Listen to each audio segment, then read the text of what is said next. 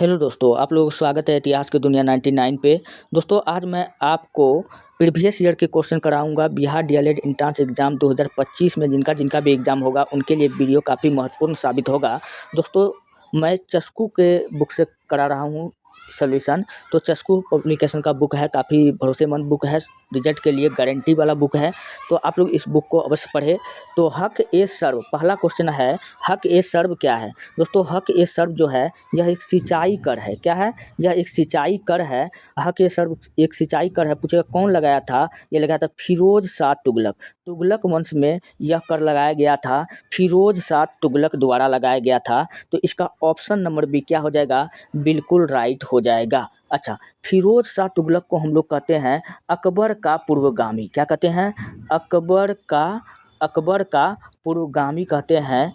और सर्वाधिक बाग बगीचा बनाने वाला सुल्तान अगर पूछे, सर्वाधिक बाग बगीचा बनाने वाला सुल्तान पूछे तो आपको क्या बताना है? फिरोज शाह तुगलक बताना है। और फिरोज शाह तुगलक के दरबार में कौन रहता था? बदायूनी, अब्दुल कादिर बदायूनी, जिन्होंने महाभारत का अनुवाद फारसी भाषा में किया था। आपको ये बात याद रखना है। चलिए बढ़ते हैं नेक्स्ट प्रश्न। अगला है, अंग्रेजों ने रैयत बाड़ी बंदोबस्त कहाँ लागू किया था? दोस्तों, अंग्रेजों ने रैयत बाड़ी बंदोबस्त 1793 ईस्वी में, कब? 1793 ईस्वी में लागू किया था। कहाँ किया था? मद्रास प्रेसिडेंसी और बम्बई प्रेसिडेंसी में किया था। तो इसका ऑप्शन नंबर डी क्या हो जाएगा? बिल्कुल राइट हो जाएगा। दोस्तों, रैयत का अर्थ पूछेगा क्या होता है? तो रैयत का अर्थ क्या होता है? किसान होता है। क्या होता है? किसान होता है। तो रैयत बाड़ी व्यवस्था में पूछ लेता है क्वेश्चन कि भूमि का मालिक कौन होता है? तो रैयत बाड़ी व्यवस्था में भूमि का मालिक कौन होता था? किसान होता था। और हाँ, रैयत बाड़ी व्यवस्था में भूमि का मालिक कौन होता था? किसान होता था। चलिए बढ़ते हैं नेक्स्ट। अगला प्रश्न आपके सामने में है, सिंधव सभ्यता के महान स्नानागार कहाँ से प्राप्त हुए हैं? सिंधव सभ्यता के महान स्नानागार हमको मोहनजोदड़ो से प्राप्त हुए हैं। कहाँ से हुए हैं? मोहनजोदड़ो से प्राप्त हुए हैं। अच्छा, मोहनजोदड़ो से और क्या क्या सब प्राप्त हुआ है? तो मोहनजोदड़ो से स्नानागार बोले या अच्छा, मैं एक ट्रिक बताता हूँ, आप लोग याद रख लीजिएगा। भैया, एक लड़का था जिसका नाम था मोहना। मोहना से याद रख लीजिएगा मोहनजोदड़ो, ठीक है? मोहना जो था वो पंडित था और रोज़ सुबह-सुबह नहाता था। नहाएगा किससे? पानी से। तो रोज़ सुबह-सुबह स्नान करता था, रोज़ सुबह-सुबह स्नान करता था। और पंडित था तो खइबो करेगा दबा करके। मोहना दबाता था बहुत और खाने में बहुत तेज़ था और खाता था बहुत। और ये खाता भी था, ज़बरदस्त था। खाता क्या था? अन्न खाता था। खाएगा क्या? अन्न खाएगा। तो मोहना जो था खाता भी ज़बरदस्त था। और जो था मोहना क्या था? पंडित था। और रोज़ सवेरे उठता था, रोज़ सवेरे उठता था और अच्छा-अच्छा कपड़ा भी पहनता था। क्या करता था? अच्छा-अच्छा कपड़ा भी पहनता था। लेकिन कपड़ा कैसा पहनता था? सूती वस्त्र पहनता था। क्या पहनता था? सूती वस्त्र पहनता था।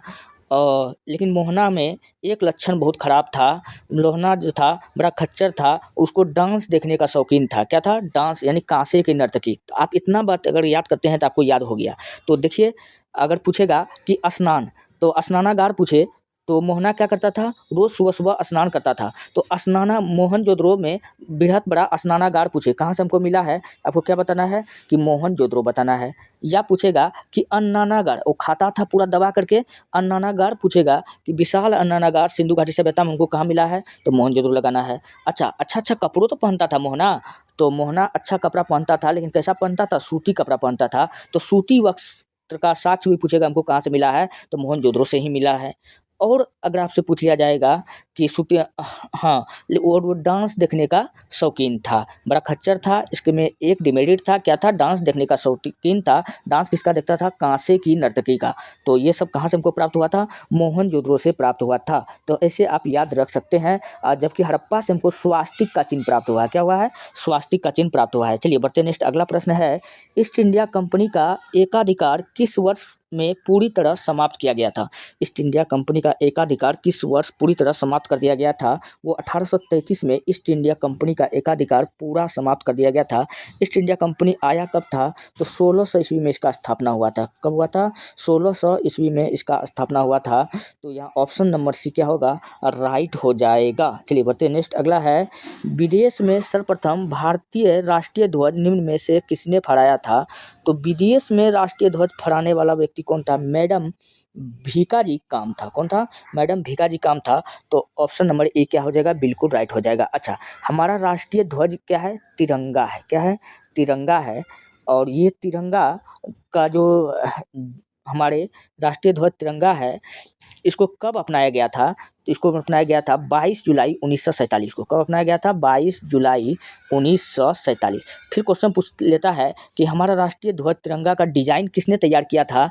तो पिंगली वेंकैया। क्या बताना है? पिंगली वेंकैया। चलिए बढ़ते हैं नेक्स्ट। अगला प्रश्न आपके सामने में है, शिवाजी के समय में सबसे छोटी प्रशासनिक इकाई कौन सी थी? शिवाजी के समय में, शिवाजी महाराज के समय में सबसे छोटी प्रशासनिक इकाई को मौजा कहा जाता था। क्या कहा जाता था? मौजा कहा जाता था। ऑप्शन नंबर सी क्या होगा? बिल्कुल राइट होगा। चलिए अगला प्रश्न है, निम्नलिखित में कौन सुमेलित नहीं है? यहाँ पर मतलब गलत खोजना है हमको। तो रोपर पंजाब में है, बिल्कुल सही है। कालीबंगा, अरे कालीबंगा तो राजस्थान में ना है।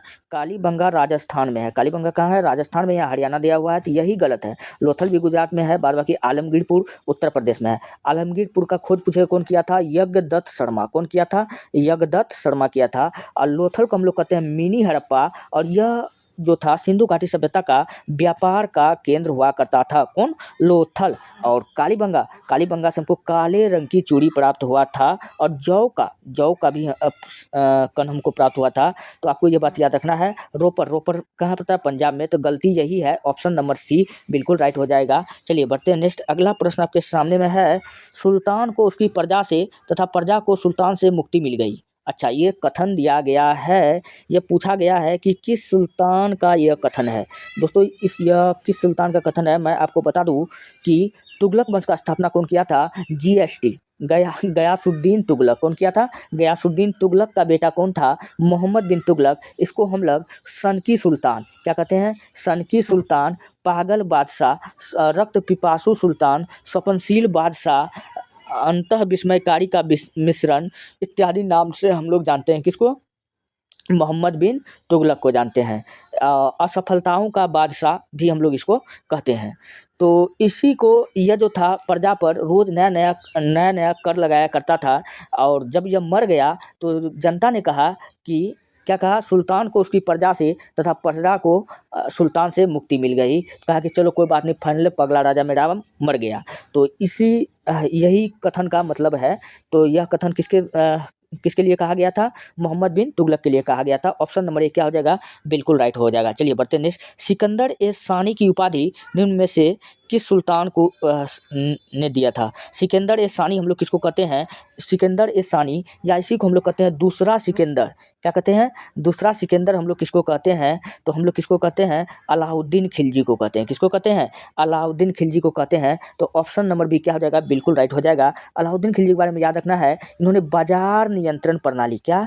बाजार नियंत्रण प्रणाली, या शरीर से मांस काट निकालने की प्रथा, शरीर से मांस काट निकालने की प्रथा, या कहेगा घोड़े पर दागने की प्रथा, या कहेगा घोड़े पर दागने की प्रथा, या कहेगा सैनिकों का हुलिया रजिस्टर, इन सब का इसमें क्या होने वाला है? अलाउद्दीन खिलजी होने वाला है। दोआब कर में भी वृद्धि पूछेगा, कौन किया था? अलाउद्दीन खिलजी ने किया था। अच्छा, अलाउद्दीन खिलजी से और भी प्रश्न है। दक्षिण भारत को जीतने वाला यह प्रथम सुल्तान था। दोस्तों जब रहे कम, आपको एक एक प्रश्न से आपको प्रश्न निकालना पड़ेगा, तभी आप एग्जाम को क्वालिफाई कर पाइएगा, तभी आपको डीएलएड में सीट मिल पाएगा। क्योंकि जनसंख्या लगातार बढ़ रहा है, बेरोजगारी लगातार बढ़ रहा है, आपको तैयारी भी उसी ढंग का करना होगा, तभी आप जीवन में सफल हो पाइएगा। अच्छा, बलबन ने क्या दिया था? राजस्व का सिद्धांत दिया था, रक्त एवं लोह का नीति को अपनाया था। आपको ये बात याद रखना है। चलिए बढ़ते हैं नेक्स्ट प्रश्न। अगला प्रश्न आपके सामने में है, अंग्रेजों के द्वारा बंगाल से निर्यात की जाने वाली प्रमुख वस्तुएं क्या थी? तो अंग्रेजों के द्वारा जो बंगाल से जो निर्यात किया जाता था, नील और सोरा का, किसका किया जाता था? नील और सोरा का किया जाता था।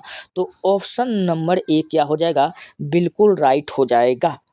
हाँ, तो रेशम, अच्छा रेशम से मैं आपको बताता हूँ, बड़ा क्वेश्चन पूछा जाता है रेशम से। रेशम का पूछेगा कितना प्रकार होता है? दोस्तों रेशम का 4 प्रकार होता है। कितना प्रकार होता है? 4 प्रकार होता है।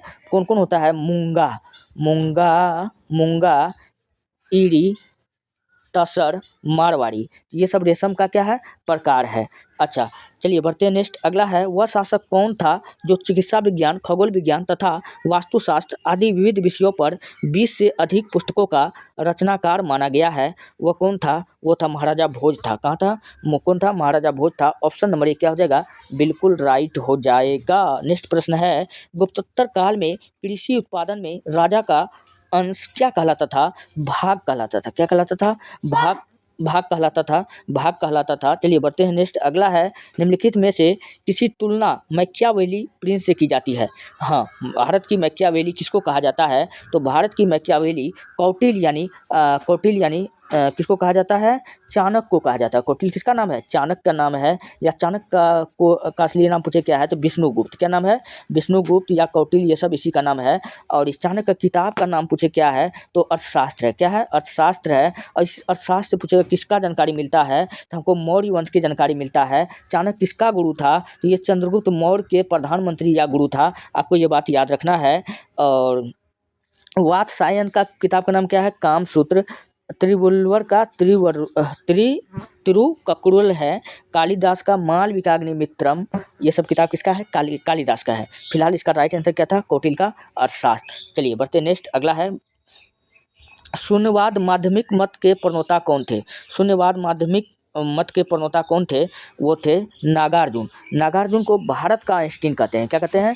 भारत का आइंस्टीन पूछेगा किसको कहते हैं, तो नागा अर्जुन को कहते हैं। आपको ये बात याद रखना है। चलिए बढ़ते हैं नेक्स्ट। अगला है, हड़प्पा सभ्यता किस काल से संबंधित थी? तो हड़प्पा सभ्यता में जो था, तो कांसा का खोज हो चुका था। किसका? हड़प्पा सभ्यता जब चल रहा था तो कांसा का खोज हो चुका था। कांसा बनता था तांबा और टीना से। किससे बनता है? तांबा में जब टीना मिला देते हैं तो बनता है कांसा। तो इसलिए इस सभ्यता को हम अगला नाम देते हैं कांस्ययुगीन सभ्यता। तो ऑप्शन नंबर 1 क्या हो जाएगा, बिल्कुल राइट हो जाएगा। चलिए बढ़ते हैं नेक्स्ट। अगला है, सिंधु सभ्यता संबंधित है, सिंधु घाटी सभ्यता जो संबंधित है आदि ऐतिहासिक युग से संबंधित है। इसका जो है सिर्फ प्रमाण मिलता है, कोई सटीक जानकारी नहीं मिलता है। यहाँ का लिपि पूछेगा कैसा था, तो लिपि जो था अज्ञात था। क्या था? अज्ञात था और बायां से दायां लिखा जाता था। चलिए बढ़ते नेक्स्ट। अगला है, हड़प्पा सभ्यता के औजार और अस्त्र मुख्यतः बनाए जाते थे। तो हड़प्पा सभ्यता के जो औजार थे किसके बनाए जाते थे? हड़प्पा वासी को लोहा का ज्ञान नहीं था, पत्थर का ज्ञान नहीं था। तो हाँ, तांबा, टीन और कांस का। हाँ पता है, तांबा में जब टीन मिला देते हैं तो क्या बनता है? कांसा बनता है। तो कांसा का खोज यहाँ हो चुका था। तो ऑप्शन नंबर सी क्या हो जाएगा, बिल्कुल राइट हो जाएगा। कांसा तो यही है, यहाँ भी है, लेकिन यहाँ लोहा है। लोहा से ये लोग अपरिचित था, लोहा ये लोग नहीं जानता था लोहा के बारे में। तो यहाँ क्या हो जाएगा, ऑप्शन नंबर सी बिल्कुल राइट हो जाएगा। तांबा, टीन यानी कांसा का प्रयोग क्या करता था हड़प्पावासी। चलिए फटाफट अगला प्रश्न आपके सामने में है, निम्न में से किस वंश के काल को भारत की संस्कृति में स्वर्ण युग कहा जाता है? तो गुप्त काल को हम लोग स्वर्ण युग के नाम से जानते हैं। तो ऑप्शन नंबर बी क्या हो जाएगा, बिल्कुल राइट हो जाएगा। गुप्त काल को हम लोग क्या कहते हैं? स्वर्ण युग कहते हैं। गुप्त काल का सबसे शक्तिशाली राजा अगर पूछे तो आपको क्या बताना है? समुद्रगुप्त। क्या बताना है? समुद्रगुप्त। और समुद्रगुप्त को हम लोग क्या कहते हैं? भारत का नेपोलियन। क्या कहते हैं? भारत का नेपोलियन। और इसकी जानकारी हमको प्रयाग प्रशस्ति नामक अभिलेख से मिलती है। चलिए अब फटाफट अगले प्रश्न की ओर अगर हम बढ़े, तो अगला प्रश्न है, बिहार व बंगाल को जीतने वाला पहला तुर्की सेना नायक था। दोस्तों बिहार और बंगाल को जीतने वाला पहला तुर्की सेना नायक पूछेगा कौन था, तो वो था बख्तियार खिलजी। कौन था? बख्तियार खिलजी था। ऑप्शन नंबर 1 क्या हो जाएगा, बिल्कुल राइट हो जाएगा। अच्छा, ये वही बख्तियार खिलजी है जिन्होंने नालंदा विश्वविद्यालय को जलाया था। किसको जलाया था? नालंदा विश्वविद्यालय को जलाया था। और कहा जाता है कि जब इस विद्यालय को जलाया गया था तो 13 दिन तक यहाँ इतना पुस्तक था, उनमें जो आग लगा तो जलते रह गया था, आग कभी बुता नहीं 13 दिन तक। तो ऑप्शन नंबर 1 क्या हो जाएगा, बिल्कुल राइट हो जाएगा। चलिए बढ़ते हैं नेक्स्ट। अगला है, गुप्त उत्तरकालीन भू व्यवस्था के विरोध विद्रोह स्वरूप जिस धार्मिक संप्रदाय का उदय हुआ था वह कौन सा था? वो था लिंगायत संप्रदाय। ऑप्शन नंबर डी क्या होगा, राइट होगा। चलिए बढ़ते हैं नेक्स्ट। अगला है, अशोक का अपने शिलालेखों में मान्यतः जिस नाम से उल्लेख हुआ है वह है प्रियदर्शी। कौन सा है? प्रियदर्शी, तो ऑप्शन नंबर डी क्या होगा, बिल्कुल राइट हो जाएगा। प्रियदर्शी मतलब होता है देवताओं का प्रिय। क्या होता है, देवताओं का प्रिय। यह भी नाम किसका है, अशोक का ही है। अशोक का अगर पूरा नाम बोले, सम्राट देव नाम प्रिय, देव नाम प्रियदर्शी, प्रियदर्शनी उज्जैन, करमोली चंद्र अशोका, अशोक वर्धना अशोक, तो इतना पूरा नाम किसका है, अशोक का है। चलिए नेक्स्ट प्रश्न है, किसान सभा आंदोलन के संगठन में सर्वाधिक योगदान निम्न में से किसका था। किसान सभा आंदोलन के संगठन में सबसे ज़्यादा योगदान किसका था, स्वामी सहजानंद सरस्वती का था। तो ऑप्शन नंबर एक क्या हो जाएगा, राइट हो जाएगा। अच्छा, सरदार वल्लभ भाई पटेल से आप याद रख लीजिएगा, इसको भारत का बिस्मार्क कहते हैं। क्या कहते हैं, भारत का बिस्मार्क कहते हैं। इसका सबसे ऊंचा स्टेच्यू कहाँ बना है, गुजरात में बना है, आपको याद रखना है, जिसे स्टैच्यू ऑफ यूनिटी कहा जाता है। चलिए नेक्स्ट है, वह एकमात्र भारतीय राजा कौन था जिसने भारत में और भारत के बाहर क्रांतिकारी आंदोलन में सक्रिय रूप से भाग लिया था। वो कौन था, राजा महेंद्र प्रताप। कौन था, राजा महेंद्र प्रताप था। तो ऑप्शन नंबर एक क्या हो जाएगा, बिल्कुल राइट हो जाएगा। नेक्स्ट प्रश्न है, हड़प्पावासी किस वस्तु के उत्पादन में सर्वप्रथम थे। तो हड़प्पावासी जो था कपास को उगाया था। किसको उगाया था, कपास को उगाया था। तो ऑप्शन नंबर सी क्या आ जाएगा, बिल्कुल राइट हो जाएगा। अच्छा, कपास का जो खेती होता है ये पाला रहित होता है। 240 दिन 240 दिन क्या चाहिए, ठंड वाला माहौल चाहिए इसको, तब जा कर के ये क्या होगा, कपास होगा। और कपास जो होता है, कपास उष्णकटिबंधीय फसल है। कैसा फसल है, तो उष्णकटिबंधीय फसल है। और कपास से दोस्तों क्या बनता है, सूती वस्त्र बनता है। क्या बनता है, सूती वस्त्र बनता है। और कपास का उत्पादन किस मिट्टी में होता है, आपको पता है, काली मिट्टी में होता है। काली मिट्टी को हम लोग क्या कहते हैं, रेंगुर मिट्टी कहते हैं, या इसी को हम लोग विदेश में चरनोजम कहा जाता है, या इसी को हम लोग स्वतः जोताई वाली मृदा कहते हैं। इतना नाम हम लोग किसको जानते हैं, काली मिट्टी को हम लोग कहते हैं। चलिए बढ़ते नेक्स्ट, अगला है दोस्तों, ये रहा आज के कुछ प्रश्न। अगर आपको वीडियो अच्छा लगता है, हेल्पफुल लगता है, तब आप हमारे चैनल को सब्सक्राइब कीजिए और वीडियो को लाइक कीजिए, जितना हो सके अपने दोस्तों में शेयर कीजिए। और अगर आपको पीडीएफ चाहिए, जाइए हमारे टेलीग्राम चैनल पर, वहाँ पर इतिहास की दुनिया लिख करके वीडियो का पीडीएफ ले सकते हैं। मिलते हैं नेक्स्ट वीडियो में, धन्यवाद।